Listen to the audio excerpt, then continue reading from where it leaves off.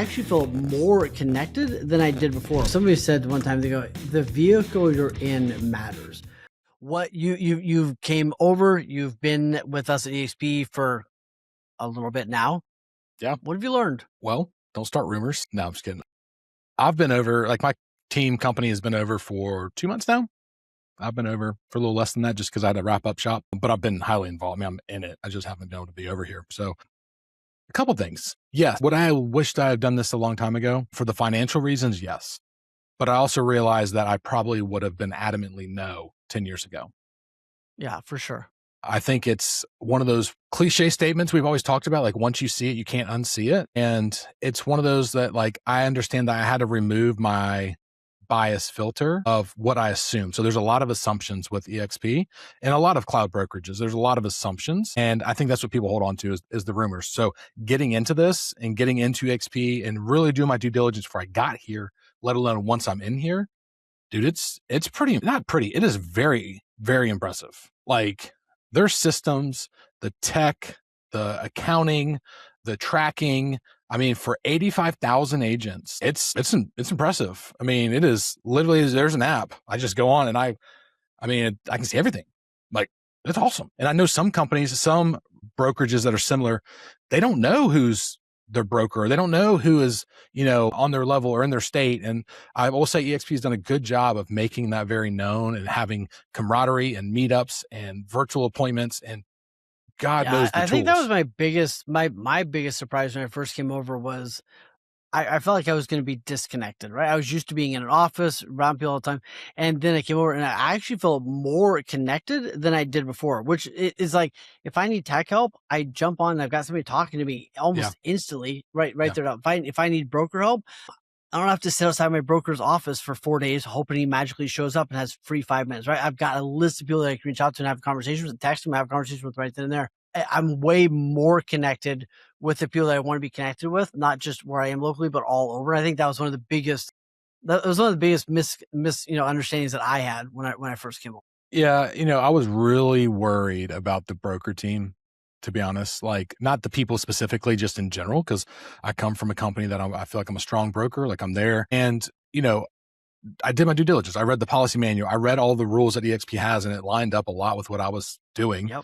And even the other day, one of my agents came to me, my team agents came to me and was like, hey, I got this commercial opportunity. What do you think? And I was like, well, I can't answer this one for you because I can't give you blessing to go do it.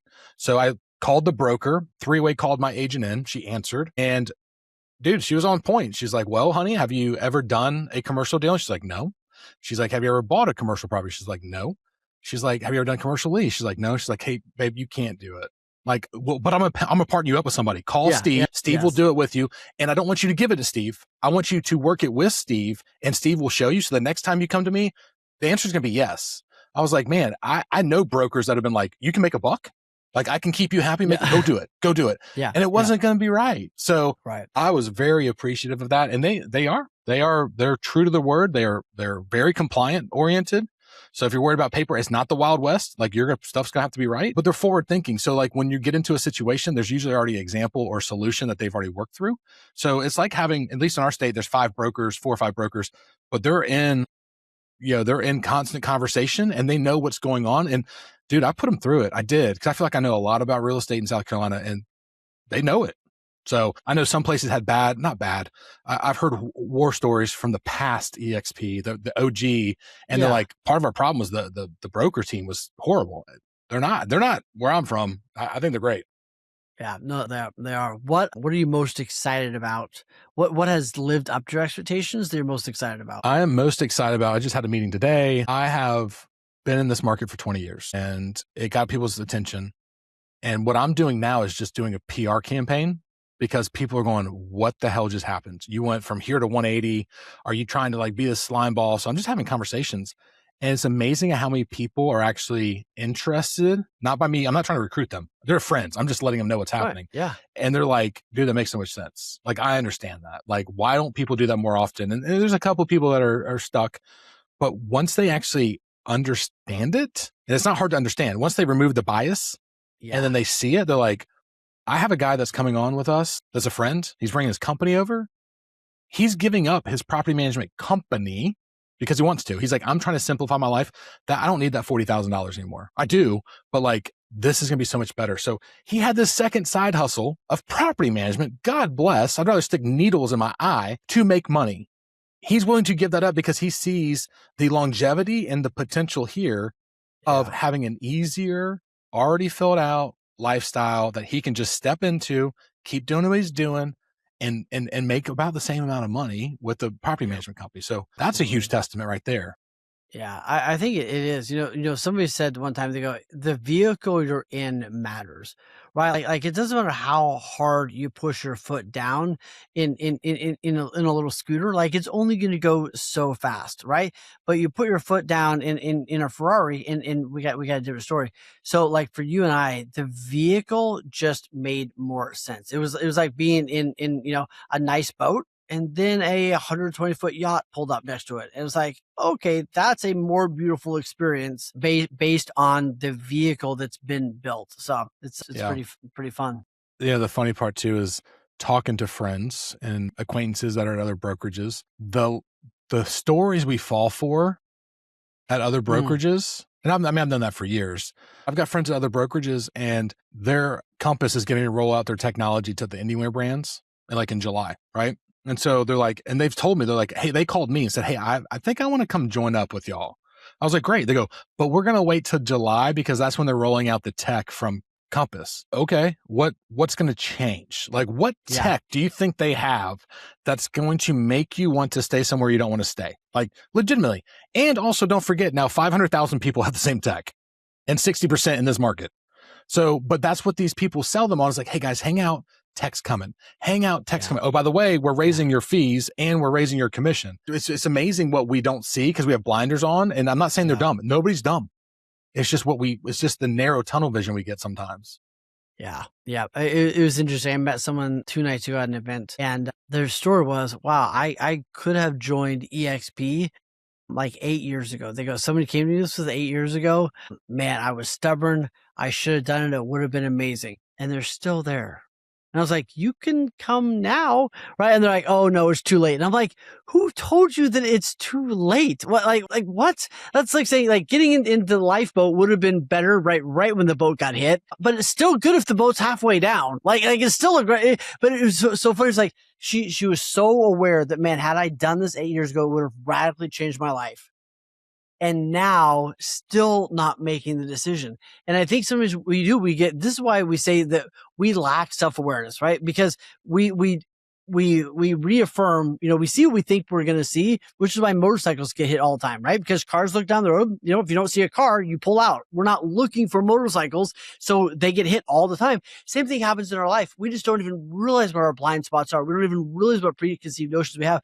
So one of the keys to being self-aware is putting yourself around other people, being open to other conversations, asking yourself, questions along the lines of like, what else, could it be? What else could it be? Hey, this person called me, for this reason. Like, what else could it be? So I think, something happens, we have a reaction, we make judgments, and then we make up a story, and then we seek evidence to support that story, right? And then that becomes our reality. So the key is to ask what else could be and be curious. I think if we could live in a more curious state, we would probably have a more beautiful experience. One of the things that really weighed on me when I was making the decision with a partner, it wasn't just my decision, but it was that parable. It's a cartoon, it's a flood, the guy's on the roof, boat comes by, guy's like, get in. He's like, now I'm waiting for God to save me. Like happens 3 times, he drowns. He goes to the pearly white gates, and St. Peter's like, dude. And the guy's like, why didn't you save me? He's like, I sent you 3 boats, dumbass. Right? Yeah, so, absolutely. I don't know, St. Peter, St. Paul, St. Peter. I don't know. I'm not Catholic, but whatever. I would have said that. But at the same time, I was like, man, like that person, that's the first time I've heard your story, but it's like, I could have done 8 years ago. Cool. You passed. And I'm not saying the eXp is right or the solution for anybody and everybody, but like at the same time, how many times do you look back and go, I should have done it? If you're still looking back that you should have done it, then something should have changed. And it hasn't, obviously, because you wouldn't be saying like it's too late. So I do believe that people need to really take an internal look. And the other thing that surprised me is I meet with people and they're like, I just like the people I work with. For sure. I do too. But they're not paying my bills, right? Like Sally's going to move away when she retires, so-and-so could die tomorrow. We can still be friends. We live next door to each other. Like we go to the events together, but it's just funny how we associate little things that keep us stuck in a place, almost, God, it's not an abusive relationship. That's probably something I shouldn't say, but it's something, you know, people get blinders on, Stockholm syndrome kind of thing. Absolutely. Like, Yeah. it's not that extreme, but we just fall into this trap. I've And I noticed that a think lot there's been more. times in my life where I had to step away from there's an interesting quote that I think Brandon Green taught us years ago. It's like, there's a difference between loyalty and alignment. Yes. And being loyal when we're out of alignment isn't actually healthy for either one of us, right? So like, there's been times when I've left, you know, organizations, relationships, brokerages, not because I didn't love that person, but because it wasn't the best thing in alignment with where I was going, right? You know, I remember when I stopped teaching Bold, right? I loved that program. I loved so many people there. Like, I loved it. But guess what? Being on the road 5 days a week was not in alignment with the life that I was choosing to have. Doesn't mean I hated them. Doesn't mean I didn't love them. Same thing when I left KW. It wasn't like I hated or didn't like that company. I loved that company. I bled for that company, right? But it wasn't in alignment with where I was going, right? Telling my family I'm staying here because I like people and I'm going to leave X amount of opportunity, money, et cetera, on the table was would have been a wrong decision. But yeah, so to kind of really answer your question, like, I've been really impressed by the transition. I've been impressed by the technology. I've been impressed by the responsiveness to the growth team and the advisors and the transaction team and the compliance team. Like, if we had questions, they would answer it.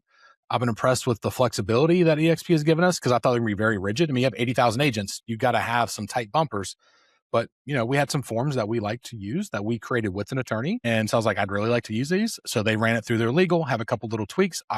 It's their business. And it's been easy. They haven't hounded me about marketing or brand. I had to get stuff approved, which is what you have to do in our state anyways. And they've been pretty easy to deal with. And if they didn't want to do something, they gave me the option of doing it still, but I had to pay for it. Like, I wanted my own office code, right? Like, for my office. And like, you can do that, but like, we're not paying the $500 just because you want your own office code. And I was like, fair. So I did it. They signed the paperwork and we're good to go. So There you go. they're flexible. Yeah. And they're agent focused. That sounds bullshit, but like, I do believe them. They ask, like, is it good for the agent? Is it good for the agent? Is it good for the agent? If it is, they end up doing it. And they're true to the word so far, man. And I don't think I'm on a honeymoon stage, because I'm pretty trust but verify. So I mean, they're firing all cylinders, and my agents have enjoyed it. I talk to them once a week and just, what are you having problems with? What's the issues? Yeah, they haven't had any. That's great. Well, and it allows us to build an entire family and a brokerage within a brokerage and support those people and have a lot of fun doing it. So we're making real estate fun again. Hey, real quick, if you're liking this content, imagine having a full day immersed with people that are on this, like us, that are learning from each other. Man, we do these kind of events, these intensive, a couple times a year, and if you know that you are the smartest person in the room and you need to get in some other rooms, this is the place to be, right? So apply, send us a message right now, we'll send you the application link, and see if you are the right fit to be in one of the rooms.